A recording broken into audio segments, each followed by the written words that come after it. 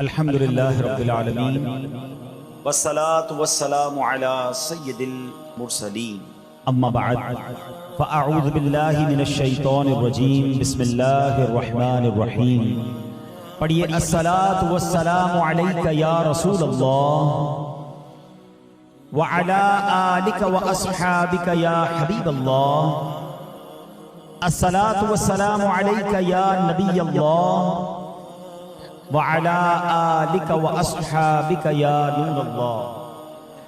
درود پاک پڑھنے کے بے شمار فضائل و برکات ہیں۔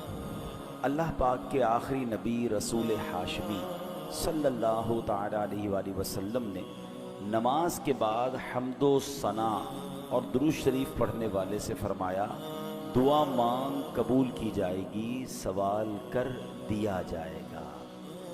تو پتہ یہ چلا کہ جب بھی نماز سے فارغ ہوں تو اللہ پاک کی حمد و ثنا کر کے، جیسے ہم کہتے ہیں نا الحمدللہ رب العالمین والصلاة والسلام علی خاتم النبیین، یہ کوئی بھی خطبے کے الفاظ جس میں اللہ کی حمد بھی ہو، اللہ کی ثنا بھی ہو، اور اس کے بعد درود پاک پڑھ لیں، یعنی یہ اگر آپ نے نماز کے بعد کام کر لیا اور اب دعا مانگیں تو کیسی قبول ہوتی ہے کہ نبی پاک نے کیا فرمایا کہ دعا مانگ قبول کی جائے گی، سوال کر دیا جائے گا۔ تو یہ خاص پھر قبولیت کا وقت ہو جاتا ہے۔ اور ویسے بھی جمعہ کا دن ہے، آج مبارک دن ہے، اور ہم کوشش کرتے ہیں کہ ہر جمعے کو یہ حدیث پاک ایک بار پھر سن لیا کریں کہ اللہ کے نبی علیہ الصلوۃ والسلام نے فرمایا، جس کا مضمون ہے کہ جو کوئی شخص جمعہ کے دن مجھ پر 200 بار درود پاک پڑھے اس کے 200 برس کے گناہ معاف کر دیے جاتے ہیں۔ تو خاص درود پاک پڑھنے کا دن ہے، تو کثرت کے ساتھ درود پاک پڑھتے رہا کریں۔ آئیے مل کر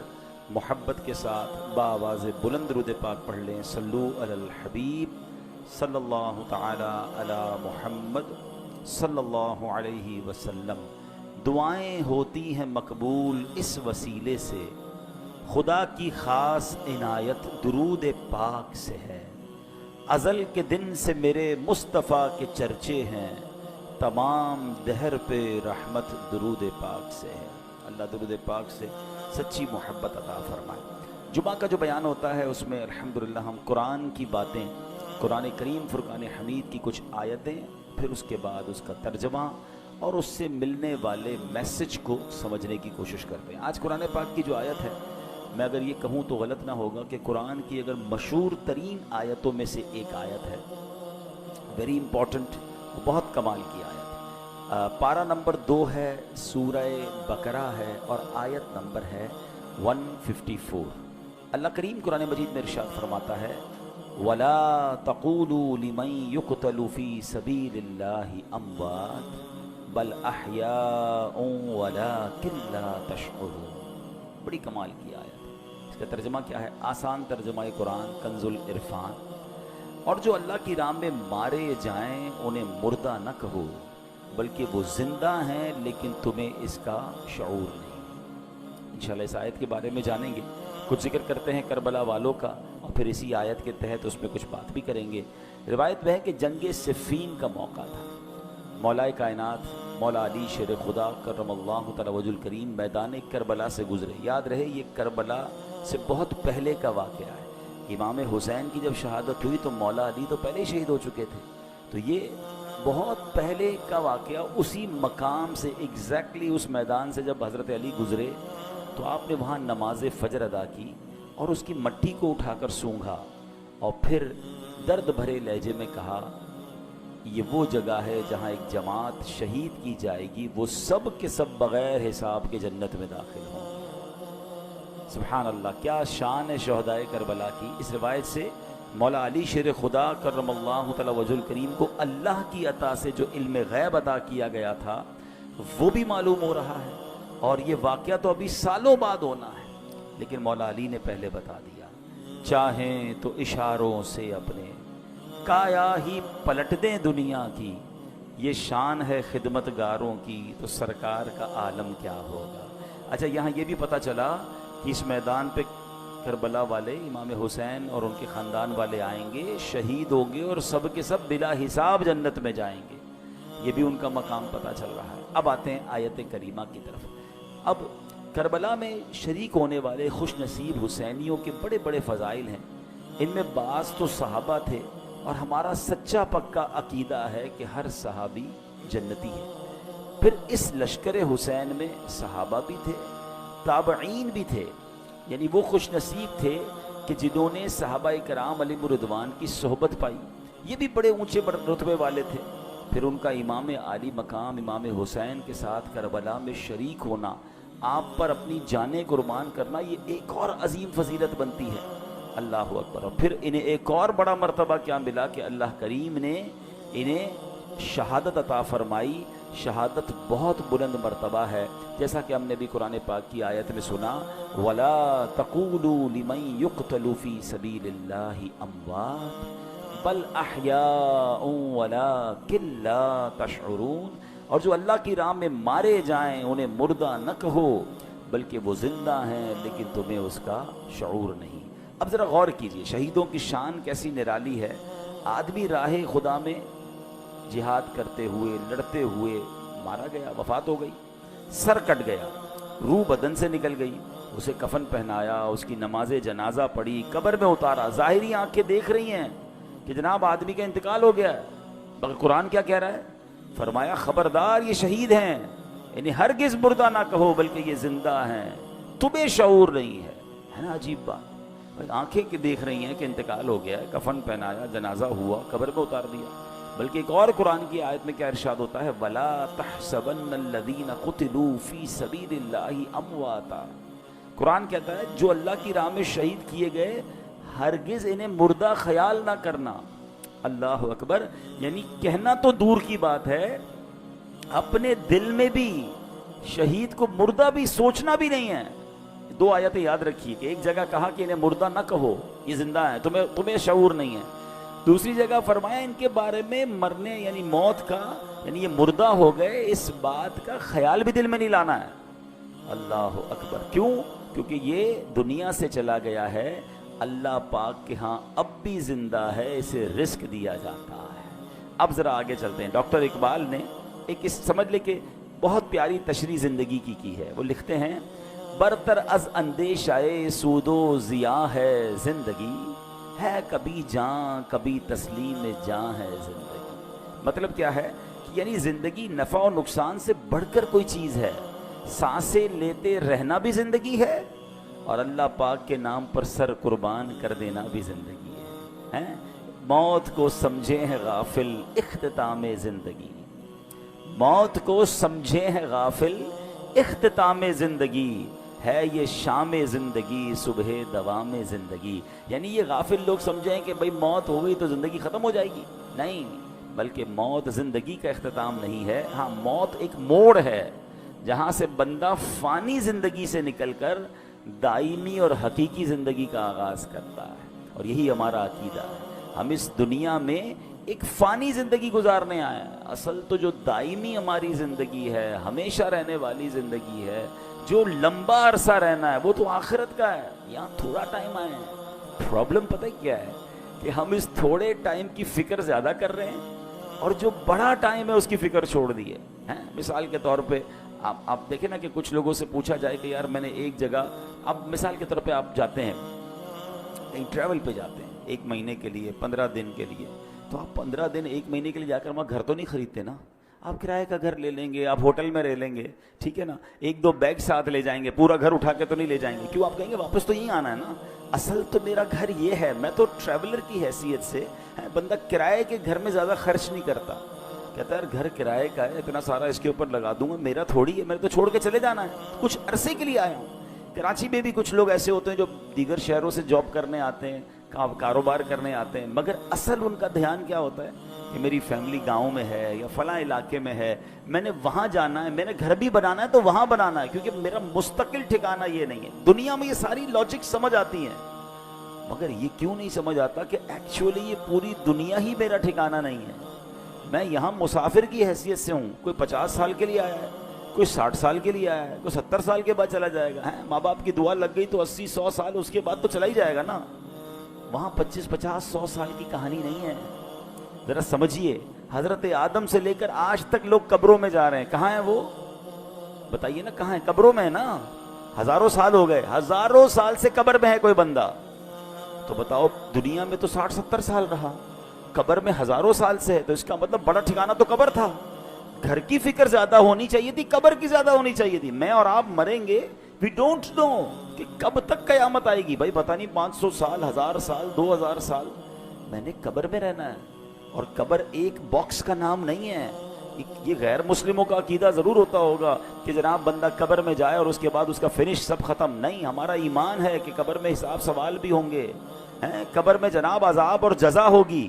نبی پاک علیہ الصلوۃ والسلام نے واضح طور پر فرمایا، میرا ایمان، میں نے کلمہ پڑھا اپنے نبی علیہ السلام کا، ان کا فرمان میرے لیے آخری دلیل۔ میرے آقا فرماتے ہیں جس کا مضمون ہے قبر دو طرح کی ہوتی ہے۔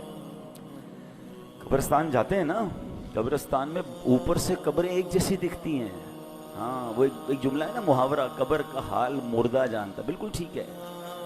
آپ مثال کے طور پہ ڈیفینس میں چلے جائیں یا کسی ایسی سوسائٹی میں جائیں کہ جس سوسائٹی میں سوسائٹی والوں نے ایک جیسے بنگلے بنائے ہوں، تو آپ کیا کہیں گے، یار بنگلے دیکھ کے تو پتہ ہی نہیں چلتا اندر امیر کون ہے غریب کون ہے۔ پاکستان میں تو خیر اب ہر اسٹائل کا گھر دیکھ کر اندازہ ہو جاتا ہے۔ اگر آپ یو کے جائیں یا بیرون ملک میں کئی ایسے ملک ہیں جہاں سب گھر ایک جیسے ہوتے ہیں، اندر رہنے والے کا پتہ ہی نہیں چلتا کہ اس میں سے امیر کون ہے غریب کون ہے، کیونکہ سب کے گھر ایک جیسے ہیں۔ بالکل اسی طرح قبرستان ہوتا ہے، سب کی قبریں اوپر سے ایک جیسی دکھتی ہیں، مگر ہمیں نہیں پتا کہ کس کی قبر میں عذاب ہو رہا ہے، کس کی قبر جنت کا باغ بنی ہوئی ہے۔ میرے نبی علیہ الصلوۃ والسلام نے فرمایا نا کہ قبر دو طرح کی ہوتی ہے، دیر از نو تھرڈ آپشن۔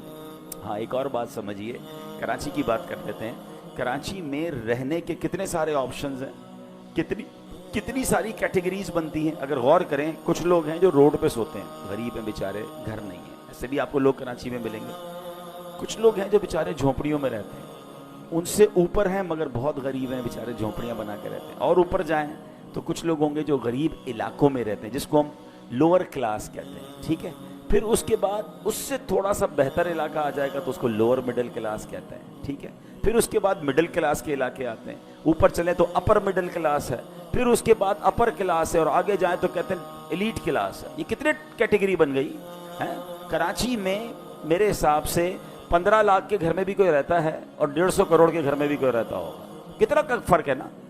تو کیٹیگریز ہیں، مگر قبر میں دو ہی کیٹیگریز ہیں، یہ سمجھنا ہے۔ نبی پاک نے فرمایا دو کے علاوہ تیسری نہیں ہے، دو، قبر دو طرح کی ہوتی ہے۔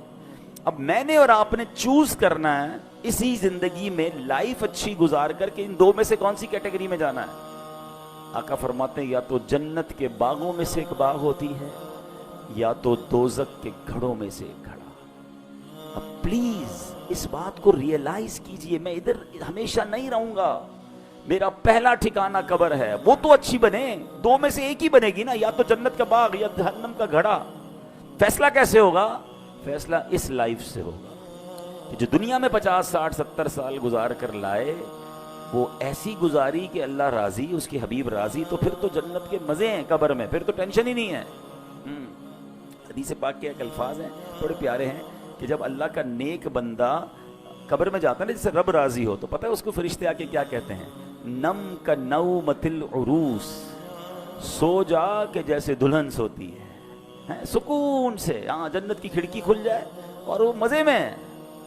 لیکن اللہ جس سے ناراض ہوا، نبی پاک علیہ السلام کی احادیث میں مضمون ملتا ہے، میرے آقا نے نا دونوں ہاتھ ملا کر بتایا کہ بے نمازی کو قبر ایسے دبائے گی کہ اس کی پسلیاں ٹوٹ پھوٹ کر ایک دوسرے میں پیوست ہو جائیں گی۔ آج کل عید کے دنوں میں یا کبھی دوست کوئی ملے ذرا جاندار قسم کا، زور سے دبا دے تو چیخ نکل جاتی ہے، تو جب قبر دبائے گی نا تو نبی پاک نے یہ فرمایا۔ اب یہ تو صرف بے نمازی کی سزا ہے، سود خور ہے، ظلم کرنے والا ہے، قتل کرنے والا ہے، زیادتی کرنے والے ہیں، اللہ کو ناراض کرنے والے کام چھوڑ دیں، ہم یار ہمیشہ نہیں رہیں گے، اس بات کو سمجھ جائیں۔ میں پھر یہ شعر سناتا ہوں، کیا کمال کی بات ہے، اللہ کرے سمجھ آ جائے۔ موت کو سمجھے ہے غافل اختتام زندگی، ہے یہ شام زندگی صبح دوام زندگی۔ اصل زندگی تو اس زندگی کے بعد شروع ہونی ہے۔ میں یہاں، اچھا میں اور آپ یہاں پر آئے پھر کیوں ہیں بھائی؟ ہم ایک ٹیسٹ دینے آئے ہیں، پلیز ٹرائی ٹو انڈرسٹینڈ۔ آپ سب نے ٹیسٹ دیے ہوں گے، آپ میں سے کوئی اسکول کا ٹیسٹ دیا ہوگا، کسی نے مدرسے کا دیا ہوگا، کسی نے کالج کا دیا ہوگا۔ ٹیسٹ روم میں ہمارا فوکس کیا ہوتا ہے؟ پیپر ٹھیک ہو جائے، ہیں کوئی اور کام نہیں کرتے، ادھر جا کے کوئی سوتا نہیں ہے تکیہ لے کے کہ بھائی چلو 3 گھنٹے کا پیپر ہے 2 گھنٹے سو جاؤں، اور اس کے بعد آدھا گھنٹہ کھیل کود کر لوں, آخری آدھا گھنٹہ دیکھ لوں گا, اتنی دیر میں تو گھنٹہ بچ جائے گا, چلو بھائی پیپر واپس کرو. ایگزیکٹلی زندگی ایسی ہی ہے. اور میں نہیں کہہ رہا میں آپ کو قرآن کی آیت سناؤں گا, اور تقریباً وہ آیت سناؤں گا جو آپ سب نے کئی بار سنی ہوگی.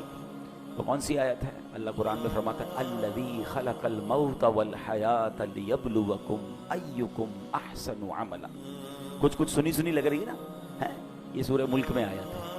اللہ کیا فرماتا ہے, ہم نے موت اور زندگی کو اس لیے پیدا کیا کہ دیکھیں تم میں سے کون اچھے عمل کر کے آتا ہے. یعنی اٹ مینس مجھے اور آپ کو بھیجا گیا ہے, اور اب واپس جب جائیں گے نا تو پھر چیک کیا جائے گا کہ کون اچھے عمل کر کے لایا. دیٹ از دا ریزن, اس لیے آیا ہوں میں یہاں پر. نہیں مگر یہاں تو قبر کی فکر ہی ختم.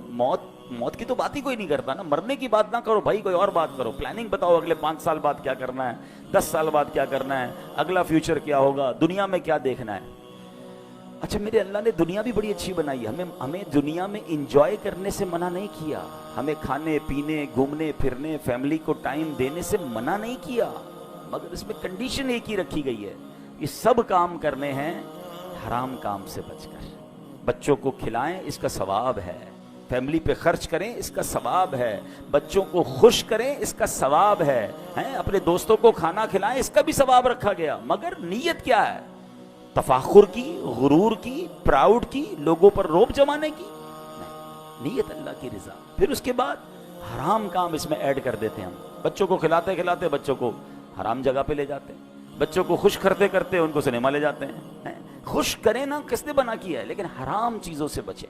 تو ایسی بہت ساری ڈیٹیل ہے, لیکن میں نے بس چلے, میرا موضوع چونکہ آج شہید ہے, لیکن بات چلی تو میں اس طرف لے گیا کہ مجھے اور آپ کو بھی جس طرح دنیا میں اپنے گھر کی فکر ہے, جس طرح دنیا میں رہنے کے کل کیا ہوگا, سال بعد کیا ہوگا, 5 سال بعد کیا ہوگا, سوچتے رہتے ہیں.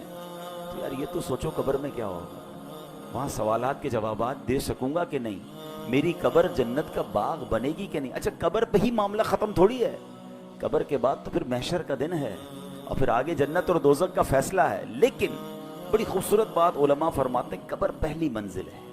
جو ادھر کامیاب ہو گیا نا وہ آگے بھی کامیاب, یعنی پہلا ٹیسٹ پاس ہو گیا ہے تو آگے بھی خیر ہے. ادھر ہی پھنس گیا. حضرت عثمان غنی رضی اللہ تعالیٰ کتنی عظیم ہستی ہیں, آپ عشرہ مبشرہ میں سے ہیں, ذوالنورین ہیں, قطعی جنتی ہیں, نبی پاک سے کئی بار جنت کی بشارت سنی ہے. مگر جب قبرستان جاتے تھے نا تو زارو کتار روتے تھے, داڑھی آنسوؤں سے تر ہو جاتی تھی. تو کسی نے کہا آپ کے سامنے محشر کا ذکر ہوتا ہے, آپ نہیں روتے, جہنم کا ذکر ہوتا ہے, اتنا نہیں روتے, لیکن آپ جب قبرستان جاتے ہیں تو بہت روتے ہیں.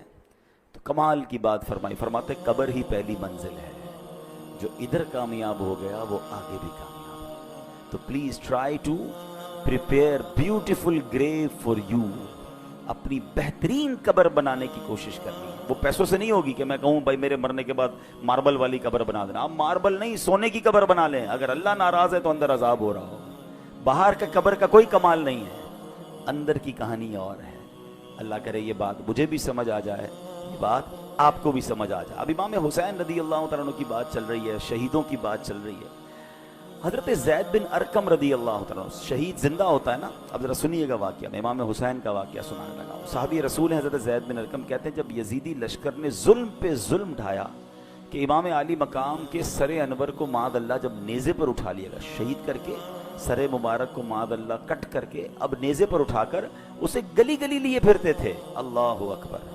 وہ سمجھتے تھے کہ ہم ان کو معاذ اللہ ان کی عزت ختم کر رہے ہیں, بلکہ یہ نیزے پر سر مبارک کو لے کر گھومنا بھی ان کی عزتوں کو بڑھا رہا تھا. کیا خوبصورت بات شاعر لکھتے ہیں نا, سر شہیدان محبت کے ہیں نیزوں پر بلند,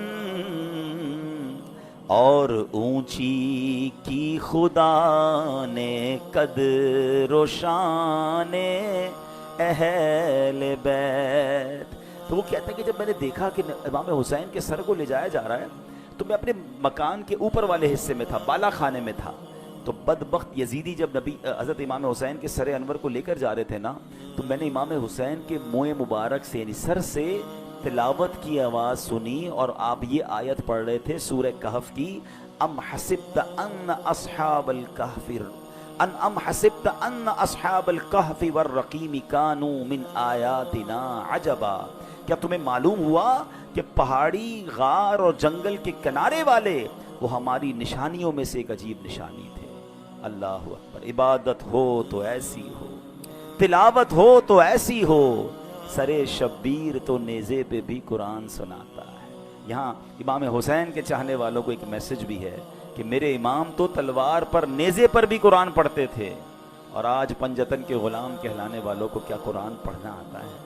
اور پھر آتا ہے تو پڑھتے کتنا ہے؟ ایسا نہ کریں۔ حسینی طریقہ یہ ہے کہ ہم روز جو ہے قرآن پاک کی تلاوت کریں۔ عرب کے کسی عقل مند نے بڑی پیاری بات کہی، لکھتا ہے ان الناس یعیشون و یموتون لیکن الشہداء یعیشون و یعیشون، کہتے ہیں انسان جیتے رہتے ہیں پھر مر جاتے ہیں، مگر شہید جیتے ہیں پھر شہید ہو کر ہمیشہ کی زندگی کو پا لیتے ہیں۔ شہیدوں کا مرتبہ تو بڑے کمال کے ہیں۔ اللہ اکبر۔ علماء کہتے ہیں کہ شہید کیوں کہا جاتا ہے، لفظ شہید کیوں کہا جاتا ہے، تو کہا کیونکہ شہید زندہ ہوتا ہے اور اس کی روح ہمیشہ حاضر رہتی، کیونکہ شہید کے جو لفظی معنی ہے نا وہ ہے حاضر کے، ٹھیک ہے، حاضر، موجود، گواہ، یہ شہید کے ایگزیکٹلی معنی ہے۔ تو جو اللہ کی راہ میں شہید ہوتے ہیں ان کو شہید کیوں کہتے ہیں؟ فرمایا کہ شہید تو زندہ ہوتا ہے، اس کی روح ہمیشہ حاضر ہی رہتی ہے، لہٰذا اسے شہید کہا جاتا ہے۔ ایک وجہ فرمائی کہ اللہ پاک اور فرشتے اس کے جنتی ہونے کے گواہ ہو جاتے ہیں، اس لیے اس کو شہید کہا جاتا ہے۔ جیسے اس کی روح نکلتی ہے، جنتی انعامات دیکھ لیتی ہے، یہ روح نکلتے وقت صرف رحمت کے فرشتوں کو دیکھتا ہے، عذاب کے فرشتوں کو نہیں دیکھتا، اور شہید کے لیے فرشتے اس کے اچھے خاتمے کے گواہ ہوتے ہیں، اس لیے اس کو شہید کہا جاتا ہے۔ اللہ اکبر۔ مفتی احمد یار خان نعیمی رحمۃ اللہ تعالی علیہ نے اس کی بڑی پیاری وجہ لکھی، وہ فرماتے ہیں دیگر مسلمان قیامت کے دن حساب کتاب سے فارغ ہو کر جنت میں پہنچیں گے، اس سے پہلے ان کی قبر میں جنت کی ایک کھڑکی کھولی جاتی ہے، مگر شہید وہ خوش بخت ہے کہ روح نکلتے ہی وہ ڈائریکٹ جنت میں پہنچ جاتا ہے، وہاں کی سیر بھی کرتا ہے، وہاں کے رزق بھی کھاتا ہے۔ تو یہ مرتبہ ہوتا ہے شہید کا۔ اور شہید سے اللہ کریم جب قیامت کے دن پوچھے گا نا کہ اور تمہیں کچھ چاہیے، تو کہیں گے یا اللہ تو نے جنت کی سیر کی اجازت دی ہے، ہم جنت کا نعمتیں کھاتے ہیں، اور کیا چاہیے؟ اور کچھ چاہیے۔ جب 3 بار سوال ہوگا اللہ اکبر تو پھر شہید کہے گا کہ یا اللہ مجھے واپس بھیج دے، میں پھر تیری راہ میں شہید ہونا چاہتا ہوں۔ شہادت کا مرتبہ اور اس کا لطف اور اس کا مزہ یہ ہے کہ بندہ پھر شہید ہونا چاہتا ہے۔ تو یہ ہے شہیدوں کا مرتبہ اور کمال۔ اے میرے پیارے اسلامی بھائیوں، اب نبی پاک علیہ الصلوۃ والسلام ایک بار منبر پر خطبہ ارشاد فرما رہے ہیں۔ ایک صحابی حاضر ہوئے، یا رسول اللہ صلی اللہ علیہ وسلم، اگر میں ثواب کی امید پر راہ خدا میں لڑوں، بہادری بھی دکھاؤں، پیٹھ پھیر کر نہ بھاگوں، آخر شہید ہو جاؤں تو کیا میرے سارے گناہ بخش دیے جائیں گے؟ فرمایا ہاں تمہارے سارے گناہ بخش دیے جائیں گے، مگر قرض کی معافی نہیں ہوگی۔ ابھی تک تو ہم شہید کا مرتبہ سن رہے ہیں نا، مگر اب ذرا یہ بات غور سے سنیے۔ نبی پاک ایک حدیث میں میرا آقا نے فرمایا اول ما یحراق من دم الشہید یغفر له ذنبه كله الا الدین۔ آقا فرماتے ہیں شہید کے خون کا پہلا قطرہ گرتے ہی اس کے سب گناہ بخش دیے جائیں گے، ہاں قرض معاف نہیں ہوتا۔ نبی پاک علیہ الصلوۃ والسلام کا یہ معمول تھا کہ جب جنازہ آتا نا تو آپ پوچھتے تھے کہ اس پر کوئی قرض تو نہیں ہے، اور جب قرض ہوتا تو آقا فرماتے میں جنازہ نہیں پڑھاؤں، یا فرماتے کہ کوئی قرض کا ضامن بن جائے پھر میں جنازہ پڑھاؤں گا۔ حالانکہ جس کے اوپر قرض ہو، اس کا انتقال ہو، اس کا جنازہ پڑھنا جائز ہے، مگر نبی پاک علیہ الصلوۃ والسلام اس کی اہمیت بیان کرنے کے لیے فرمایا کرتے تھے۔ تو نبی پاک نے ایک بار فرمایا، ایک جنازہ لایا گیا نا، حضرت انس بیان کرتے ہیں کہ نبی پاک علیہ الصلوۃ والسلام کی بارگاہ میں ایک جنازہ لایا گیا، تو پیارے آقا نے پوچھا کہ اس پر کوئی قرض ہے؟ لوگوں نے عرض کی جی ہاں یا رسول اللہ اس پر قرض ہے۔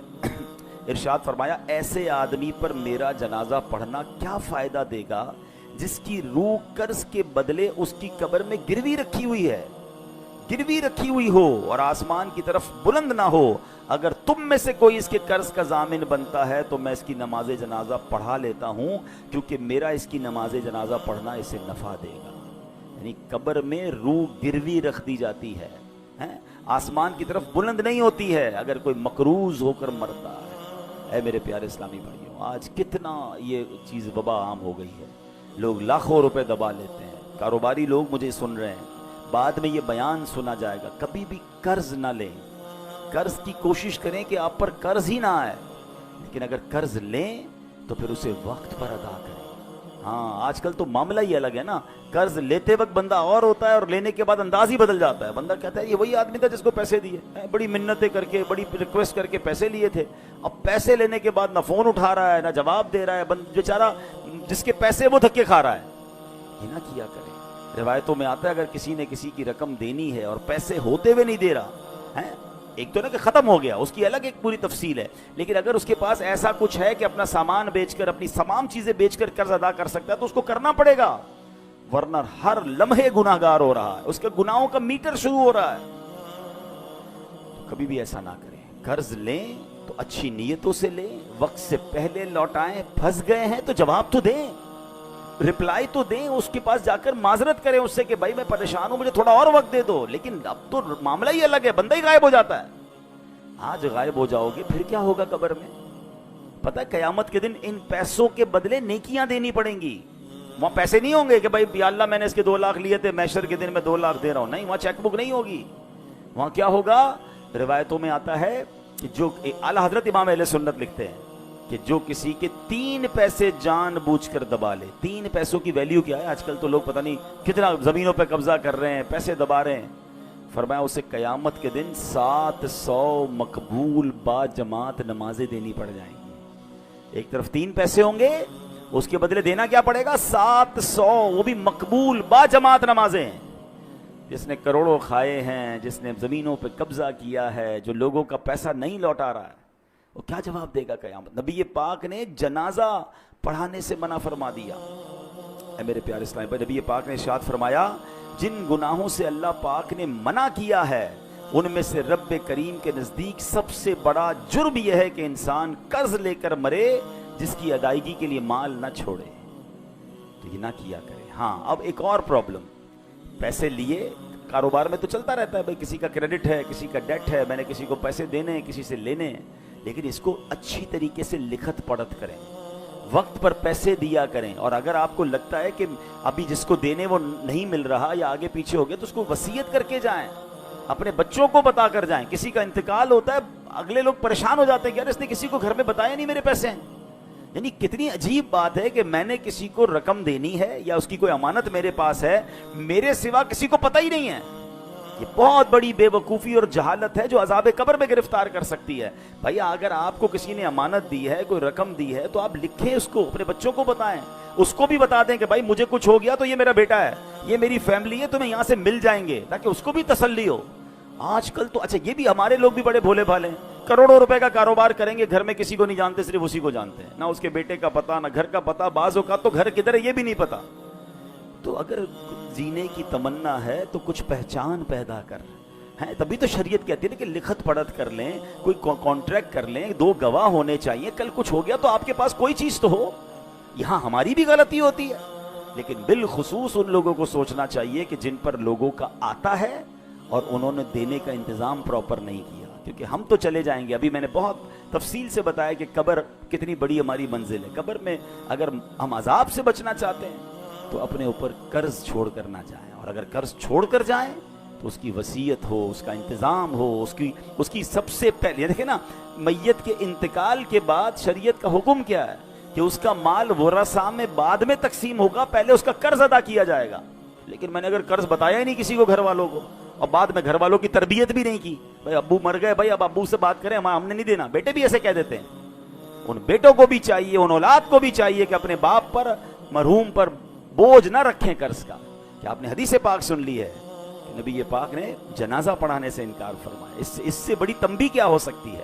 اللہ کرے کہ یہ بات ہمیں سمجھ آ جائے۔ ہم شہیدوں کے حوالے سے بات کر رہے تھے، اب یہاں پر ہم دیکھیں نا، آج کے دور میں تو جہاد کرنا، دشمن فوج سے لڑنا اسلامی ریاست میں پہلے فوج کا کام ہے۔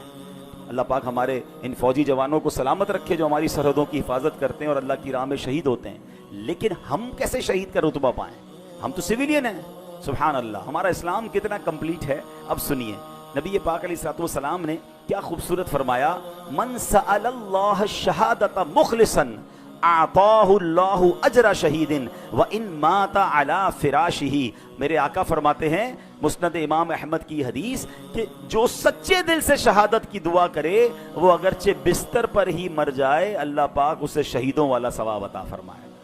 ہم دعا تو کر سکتے ہیں نا کہ اللہ مجھے شہادت والی موت عطا فرما۔ اچھا، حضرت عمر فاروق رضی اللہ تعالیٰ کمال دیکھیں، آپ کی دعا کیا تھی؟ اللہم ارزقنا شہادتا فی سبیلک واجعل موتی فی بلد رسولک۔ اے اللہ مجھے شہادت والی تیری راہ میں موت بھی دے اور تیرے حبیب علیہ السلام کے شہر مدینے میں موت دے۔ اچھا، اس زمانے میں صحابہ کرام حیران ہوتے تھے کہ حضرت عمر کیسی دعا کر رہے ہیں، مدینہ کیپٹل ہے، اس پر تو حملہ نہیں ہونا، ادھر تو فوج بھی ہے، چیزیں ہیں، یہاں کیسے شہادت ملے گی ان کو؟ یہ دعا کرتے رہتے تھے۔ اللہ نے کیسی دعا قبول کی کہ عین مدینہ پاک میں مسجد نبوی کے اندر مصلی رسول پر امام حضرت عمر فاروق نماز فجر پڑھا رہے ہیں۔ آپ جگہ تو دیکھیں، مسجد نبوی، نبی پاک کا مصلی اور فجر کی نماز کی امامت کر رہے ہیں، اور اس نماز کے اوپر آپ پر، نماز کے دوران آپ پر حملہ ہوتا ہے اور اللہ کریم آپ کو شہادت کا مرتبہ عطا فرماتا ہے۔ تمنا تھی نا، ہم تو یہ تمنا بھی نہیں کر رہے ہوتے۔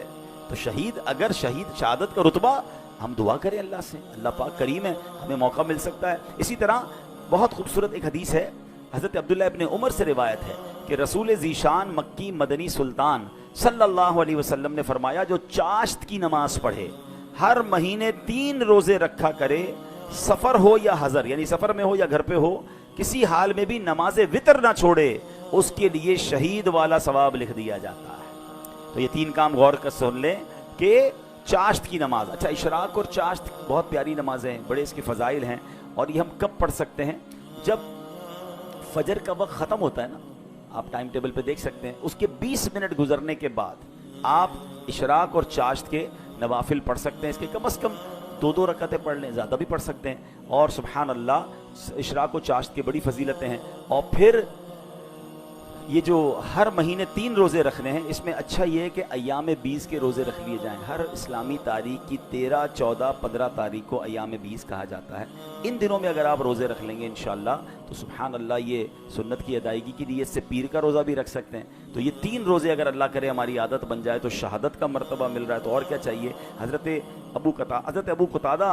ابو قتادہ انصاری رضی اللہ تعالیٰ عنہ فرماتے ہیں، نبی پاک علیہ السلام سے ہر پیر کے روزے کے بارے میں عرض کیا گیا کہ حضور آپ پیر کا روزہ رکھا کرتے ہیں؟ تو ارشاد فرمایا، اسی دن میری ولادت ہوئی اور اسی دن مجھ پر وحی نازل ہوئی تھی۔ تو بہرحال اللہ کریم ہمیں ان نیکیوں پر عمل کرنے کی توفیق عطا فرمائے۔ اور آج جو ہم نے شہادت کے بارے میں سنا، اس کے بارے میں بھی، پھر قبر کے بارے میں ہم نے سنا کہ قبر کی تیاری کیسے کرنی ہے، پھر ہم نے قرض کے بارے میں سنا کہ قرض کے معاملات پر کتنا خیال رکھنا ہے۔ زندگی کے ایک اصول بنا لیں کہ میرے اوپر، میری ذات پر کسی کا کچھ رہ نہ جائے، جو بھی ہے ڈھونڈ کر تلاش کر کے اس کو پہنچائیں۔ دیر ہو گئی ہے تو معافی دنیا میں مانگ لیں، کیونکہ آخرت میں ہم حساب نہیں کر سکیں گے۔ اور ہم نے ایک اور چیز دیکھی ہے کہ جس کسی نے کسی کے پیسے کھائے ہیں، مال دبایا ہے، دنیا میں بھی اسے برباد ہوتے دیکھا ہے، اور جس کا کھایا گیا ہے نا، ہم نے حیرت انگیز طور پر ایسا دیکھا ہے کہ اللہ نے اس سے زیادہ اسے عطا فرما دیا ہے۔ تو مظلوم کی مدد غیب سے ہوتی ہے، ظالم برباد ہوتا ہے۔ اللہ ہمیں یہ سوچ نصیب فرمائے۔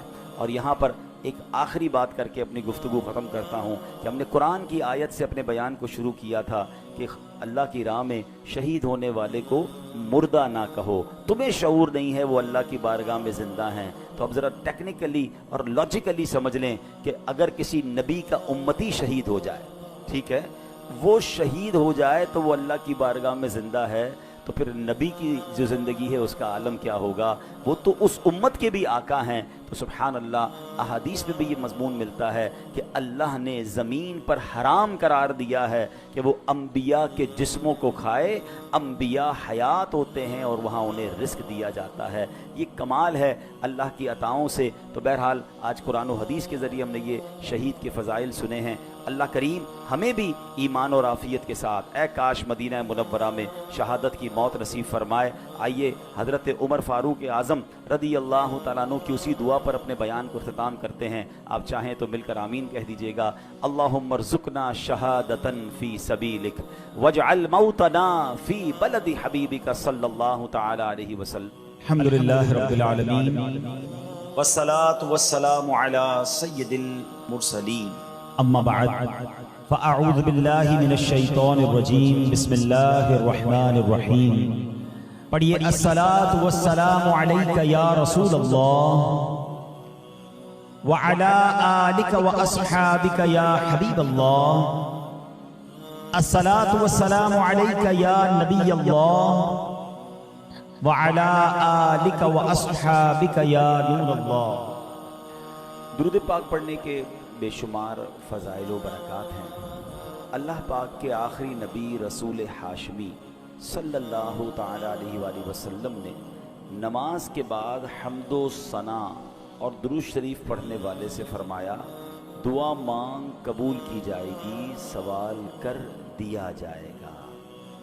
تو پتہ یہ چلا کہ جب بھی نماز سے فارغ ہوں تو اللہ پاک کی حمد و ثنا کر کے، جیسے ہم کہتے ہیں نا الحمدللہ رب العالمین والصلاة والسلام علی خاتم النبیین، یہ کوئی بھی خطبے کے الفاظ جس میں اللہ کی حمد بھی ہو، اللہ کی ثنا بھی ہو، اور اس کے بعد درود پاک پڑھیں، یعنی یہ اگر آپ نے نماز کے بعد کام کر لیا اور اب دعا مانگیں تو کیسی قبول ہوتی ہے کہ نبی پاک نے کیا فرمایا کہ دعا مانگ قبول کی جائے گی، سوال کر دیا جائے گا۔ تو یہ خاص پھر قبولیت کا وقت ہو جاتا ہے۔ اور ویسے بھی جمعہ کا دن ہے، آج مبارک دن ہے، اور ہم کوشش کرتے ہیں کہ ہر جمعے کو یہ حدیث پاک ایک بار پھر سن لیا کریں کہ اللہ کے نبی علیہ الصلوۃ والسلام نے فرمایا، جس کا مضمون ہے کہ جو کوئی شخص جمعہ کے دن مجھ پر 200 بار درود پاک پڑھے اس کے 200 برس کے گناہ معاف کر دیے جاتے ہیں۔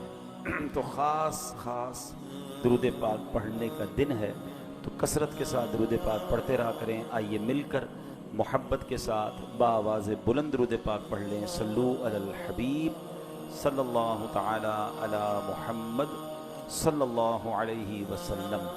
دعائیں ہوتی ہیں مقبول اس وسیلے سے، خدا کی خاص عنایت درود پاک سے ہے۔ ازل کے دن سے میرے مصطفیٰ کے چرچے ہیں، تمام دہر پہ رحمت درود پاک سے ہے۔ اللہ درود پاک سے سچی محبت عطا فرمائے۔ جمعہ کا جو بیان ہوتا ہے اس میں الحمدللہ ہم قرآن کی باتیں، قرآن کریم فرقان حمید کی کچھ آیتیں، پھر اس کے بعد اس کا ترجمہ اور اس سے ملنے والے میسج کو سمجھنے کی کوشش کرتے ہیں۔ آج قرآن پاک کی جو آیت ہے، میں اگر یہ کہوں تو غلط نہ ہوگا کہ قرآن کی اگر مشہور ترین آیتوں میں سے ایک آیت ہے، ویری امپورٹنٹ، بہت کمال کی آیت۔ پارہ نمبر 2 ہے، سورہ بقرہ ہے، اور آیت نمبر ہے 154۔ اللہ کریم قرآن مجید میں ارشاد فرماتا ہے، وَلَا تَقُولُوا لِمَن يُقْتَلُ فِي سَبِيلِ اللَّهِ أَمْوَاتٌ بَلْ أَحْيَاءٌ وَلَٰكِن لَّا تَشْعُرُونَ۔ بڑی کمال کی آیت۔ اس کا ترجمہ کیا ہے؟ آسان ترجمہ قرآن کنز العرفان۔ اور جو اللہ کی راہ میں مارے جائیں انہیں مردہ نہ کہو، بلکہ وہ زندہ ہیں لیکن تمہیں اس کا شعور نہیں۔ انشاءاللہ اس آیت کے بارے میں جانیں گے، کچھ ذکر کرتے ہیں کربلا والوں کا، اور پھر اسی آیت کے تحت اس پہ کچھ بات بھی کریں گے۔ روایت میں ہے کہ جنگ صفین کا موقع تھا، مولا کائنات مولا علی شیر خدا کرم اللہ تعالی وجہ الکریم میدان کربلا سے گزرے۔ یاد رہے یہ کربلا سے بہت پہلے کا واقعہ ہے۔ امام حسین کی جب شہادت ہوئی تو مولا علی تو پہلے ہی شہید ہو چکے تھے، تو یہ بہت پہلے کا واقعہ۔ اسی مقام سے ایگزیکٹلی اس میدان سے جب حضرت علی گزرے تو آپ نے وہاں نماز فجر ادا کی اور اس کی مٹی کو اٹھا کر سونگھا، اور پھر درد بھرے لہجے میں کہا، یہ وہ جگہ ہے جہاں ایک جماعت شہید کی جائے گی، وہ سب کے سب بغیر حساب کے جنت میں داخل ہوں گے۔ سبحان اللہ، کیا شان ہے شہدائے کربلا کی۔ اس روایت سے مولا علی شیر خدا کرم اللہ تعالی وجہ الکریم کو اللہ کی عطا سے جو علم غیب عطا کیا گیا تھا وہ بھی معلوم ہو رہا ہے، اور یہ واقعہ تو ابھی سالوں بعد ہونا ہے، لیکن مولا علی نے پہلے بتا دیا۔ چاہیں تو اشاروں سے اپنے کایا ہی پلٹ دیں دنیا کی، یہ شان ہے خدمت گاروں کی، تو سرکار کا عالم کیا ہوگا۔ اچھا، یہاں یہ بھی پتہ چلا کہ اس میدان پہ کربلا والے امام حسین اور ان کے خاندان والے آئیں گے، شہید ہوں گے، اور سب کے سب بلا حساب جنت میں جائیں گے۔ یہ بھی ان کا مقام پتہ چل رہا ہے۔ اب آتے ہیں آیت کریمہ کی طرف۔ اب کربلا میں شریک ہونے والے خوش نصیب حسینیوں کے بڑے بڑے فضائل ہیں. ان میں بعض تو صحابہ تھے، اور ہمارا سچا پکا عقیدہ ہے کہ ہر صحابی جنتی ہے. پھر اس لشکر حسین میں صحابہ بھی تھے، تابعین بھی تھے، یعنی وہ خوش نصیب تھے کہ جنہوں نے صحابہ کرام علیہم الرضوان کی صحبت پائی. یہ بھی بڑے اونچے رتبے والے تھے. پھر ان کا امام عالی مقام امام حسین کے ساتھ کربلا میں شریک ہونا، آپ پر اپنی جانیں قربان کرنا، یہ ایک اور عظیم فضیلت بنتی ہے. اللہ اکبر. اور پھر انہیں ایک اور بڑا مرتبہ کیا ملا کہ اللہ کریم نے انہیں شہادت عطا فرمائی. شہادت بہت بلند مرتبہ ہے، جیسا کہ ہم نے بھی قرآن پاک کی آیت میں سنا، وَلَا تَقُولُوا لِمَن يُقْتَلُ فِي سَبِيلِ اللَّهِ أَمْوَاتٌ بَلْ أَحْيَاءٌ وَلَٰكِن لَّا تَشْعُرُونَ. اور جو اللہ کی راہ میں مارے جائیں انہیں مردہ نہ کہو، بلکہ وہ زندہ ہیں لیکن تمہیں اس کا شعور نہیں. اب ذرا غور کیجئے، شہیدوں کی شان کیسی نرالی ہے. آدمی راہ خدا میں جہاد کرتے ہوئے لڑتے ہوئے مارا گیا، وفات ہو گئی، سر کٹ گیا، روح بدن سے نکل گئی، اسے کفن پہنایا، اس کی نماز جنازہ پڑھی، قبر میں اتارا. ظاہری آنکھیں دیکھ رہی ہیں کہ جناب آدمی کا انتقال ہو گیا ہے، مگر قرآن کیا کہہ رہا ہے؟ فرمایا خبردار یہ شہید ہیں، یعنی ہرگز مردہ نہ کہو بلکہ یہ زندہ ہیں، تمہیں شعور نہیں ہے. ہے نا عجیب بات؟ آنکھیں کہ دیکھ رہی ہیں کہ انتقال ہو گیا ہے، کفن پہنایا، جنازہ ہوا، قبر میں اتار دیا. بلکہ ایک اور قرآن کی آیت میں کیا ارشاد ہوتا ہے، وَلَا تَحْسَبَنَّ الَّذِينَ قُتِلُوا فِي سَبِيلِ اللَّهِ أَمْوَاتًا. قرآن کہتا ہے جو اللہ کی راہ میں شہید کیے گئے ہرگز انہیں مردہ خیال نہ کرنا. اللہ اکبر. یعنی کہنا تو دور کی بات ہے، اپنے دل میں بھی شہید کو مردہ بھی سوچنا بھی نہیں ہے. دو آیتیں یاد رکھیے کہ ایک جگہ کہا کہ انہیں مردہ نہ کہو، یہ زندہ ہیں، تمہیں شعور نہیں ہے. دوسری جگہ فرمایا ان کے بارے میں مرنے یعنی موت کا، یعنی یہ مردہ ہو گئے، اس بات کا خیال بھی دل میں نہیں لانا ہے. اللہ اکبر. کیوں؟ کیونکہ یہ دنیا سے چلا گیا ہے، اللہ پاک کے ہاں اب بھی زندہ ہے، اسے رزق دیا جاتا ہے. اب ذرا آگے چلتے ہیں. ڈاکٹر اقبال نے ایک سمجھ لے کہ بہت پیاری تشریح زندگی کی ہے. وہ لکھتے ہیں، برتر از اندیشہ سود و ضیاء ہے زندگی، ہے کبھی جاں کبھی تسلیم جاں ہے زندگی. مطلب کیا ہے؟ یعنی زندگی نفع و نقصان سے بڑھ کر کوئی چیز ہے. سانسیں لیتے رہنا بھی زندگی ہے، اور اللہ پاک کے نام پر سر قربان کر دینا بھی زندگی ہے. موت کو سمجھے ہیں غافل اختتام زندگی، موت کو سمجھے ہیں غافل اختتام زندگی، ہے یہ شام زندگی صبح دوام زندگی. یعنی یہ غافل لوگ سمجھیں کہ بھئی موت ہو گئی تو زندگی ختم ہو جائے گی. نہیں، بلکہ موت زندگی کا اختتام نہیں ہے. ہاں، موت ایک موڑ ہے جہاں سے بندہ فانی زندگی سے نکل کر دائمی اور حقیقی زندگی کا آغاز کرتا ہے. اور یہی ہمارا عقیدہ ہے. ہم اس دنیا میں ایک فانی زندگی گزارنے آئے ہیں. اصل تو جو دائمی ہماری زندگی ہے، ہمیشہ رہنے والی زندگی ہے، جو لمبا عرصہ رہنا ہے، وہ تو آخرت کا ہے. یہاں تھوڑا ٹائم آئے ہیں. پرابلم پتہ کیا ہے؟ کہ ہم اس تھوڑے ٹائم کی فکر زیادہ کر رہے ہیں، اور جو بڑا ٹائم ہے اس کی فکر چھوڑ دی ہے. مثال کے طور پہ آپ دیکھیں نا کہ کچھ لوگوں سے پوچھا جائے کہ یار میں نے ایک جگہ، اب مثال کے طور پہ آپ جاتے ہیں کہیں ٹریول پہ جاتے ہیں 1 مہینے کے لیے، 15 دن کے لیے، تو آپ 15 دن 1 مہینے کے لیے جا کر وہاں گھر تو نہیں خریدتے نا. آپ کرائے کا گھر لے لیں گے، آپ ہوٹل میں رہ لیں گے، ٹھیک ہے نا. 1-2 بیگ ساتھ لے جائیں گے، پورا گھر اٹھا کے تو نہیں لے جائیں گے. کیوں؟ آپ کہیں گے واپس تو یہیں آنا ہے نا. اصل تو میرا گھر یہ ہے، میں تو ٹریولر کی حیثیت سے، بندہ کرائے کے گھر میں زیادہ خرچ نہیں کرتا. کہتا ہے گھر کرائے کا ہے، اتنا سارا اس کے اوپر لگا دوں گا، میرا تھوڑی ہے، میرے تو چھوڑ کے چلے جانا ہے، کچھ عرصے کے لیے آیا ہوں. کراچی میں بھی کچھ لوگ ایسے ہوتے ہیں جو دیگر شہروں سے جاب کرنے آتے ہیں، کاروبار کرنے آتے ہیں، مگر اصل ان کا دھیان کیا ہوتا ہے کہ میری فیملی گاؤں میں ہے یا فلاں علاقے میں ہے، میں نے وہاں جانا ہے، میں نے گھر بھی بنانا ہے تو وہاں بنانا ہے، کیونکہ میرا مستقل ٹھکانہ یہ نہیں ہے. دنیا میں یہ ساری لاجک سمجھ آتی ہیں، مگر یہ کیوں نہیں سمجھ آتا کہ ایکچولی یہ پوری دنیا ہی میرا ٹھکانہ نہیں ہے. میں یہاں مسافر کی حیثیت سے ہوں. کوئی 50 سال کے لیے آیا ہے، کوئی 60 سال کے لیے آیا ہے، کوئی 70 سال کے بعد چلا جائے گا. ماں باپ کی دعا لگ گئی تو 80-100 سال اس کے بعد تو چلا ہی جائے گا نا. وہاں 25-50-100 سال کی کہانی نہیں ہے. ذرا سمجھیے، حضرت آدم سے لے کر آج تک لوگ قبروں میں جا رہے ہیں. کہاں ہیں وہ؟ بتائیے نا کہاں ہے؟ قبروں میں ہے نا. ہزاروں سال ہو گئے, ہزاروں سال سے قبر میں ہے کوئی بندہ. تو بتاؤ دنیا میں تو 60-70 سال رہا, قبر میں ہزاروں سال سے ہے, تو اس کا مطلب بڑا ٹھکانہ تو قبر تھا. گھر کی فکر زیادہ ہونی چاہیے تھی, قبر کی زیادہ ہونی چاہیے تھی. میں اور آپ مریں گے, وی ڈونٹ نو کہ کب تک قیامت آئے گی. بھائی پتہ نہیں 500 سال, 1000 سال, 2000 سال, میں نے قبر میں رہنا ہے. اور قبر ایک باکس کا نام نہیں ہے. یہ غیر مسلم